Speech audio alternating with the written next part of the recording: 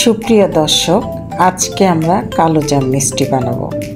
কালোজাম মিষ্টি বানানোর জন্য আমি প্রথমে শিরাটা তৈরি করে নেব।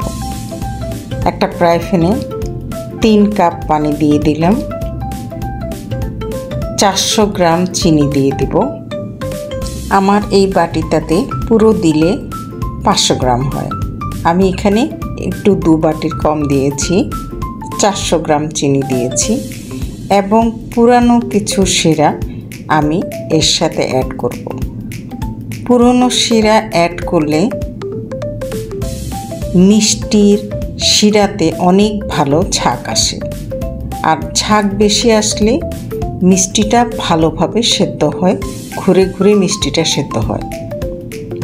দেখুন, আমি শিরাটা দেওয়ার পরে একটু ময়দার ঘোল দিয়েছি, তাতে চিনির ময়লাগুলো বের হয়েছে।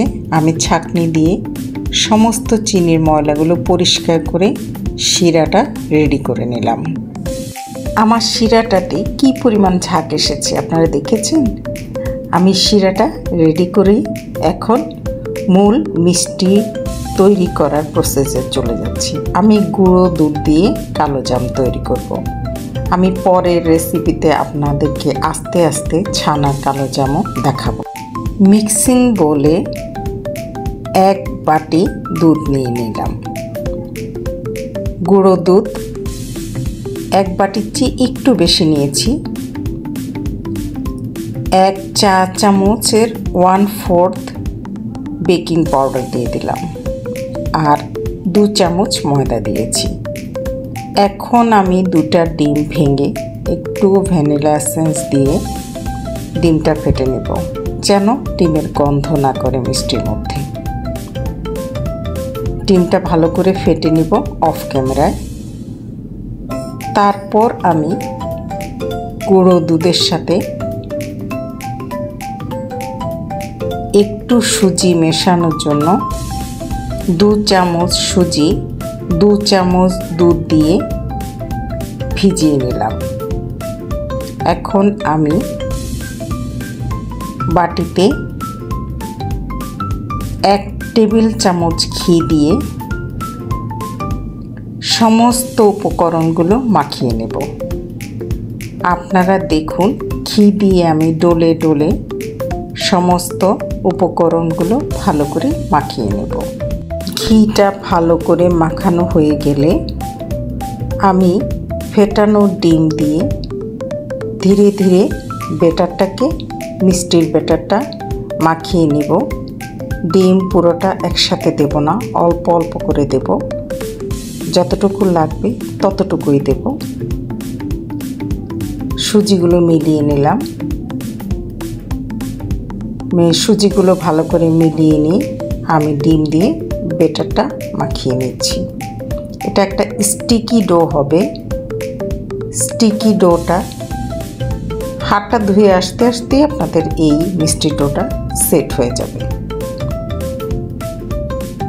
একটু রেড ফুড কালার দিয়ে দিলাম, যেহেতু আমি কালোজাম মিষ্টি বানাবো।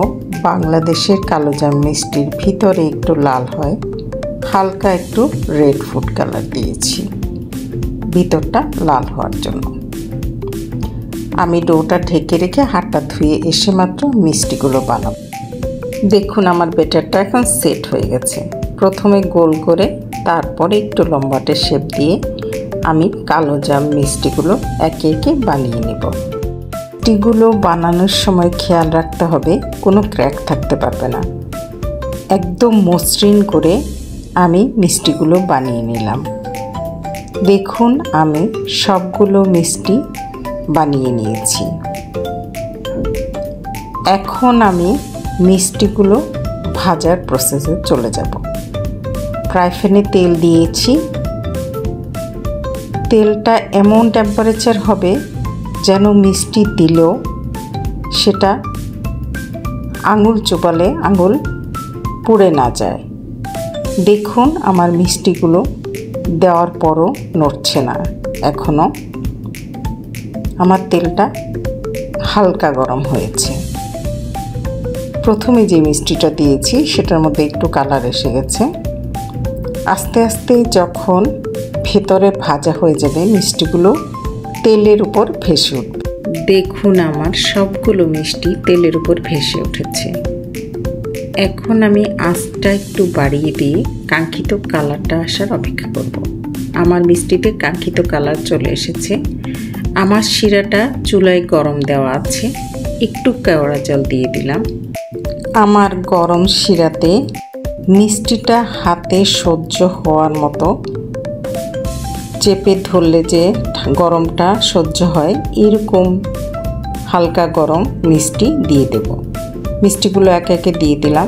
ঢাকনা দিয়ে পুরো 20 মিনিট অপেক্ষা করব মিষ্টিগুলো সেদ্ধ হয়ে যাওয়ার জন্য। এর মধ্যে ঢাকনা খুলব না, মাঝে মাঝে একটু ঢাকনাটা ফাঁক করে দেব, আবার ঢেকে দেব। পরদিন সকালে আমি একটা ঘন স্টিকি শিরা তৈরি করে নিলাম এবং মিষ্টিগুলো সেখানে দিয়ে দিলাম।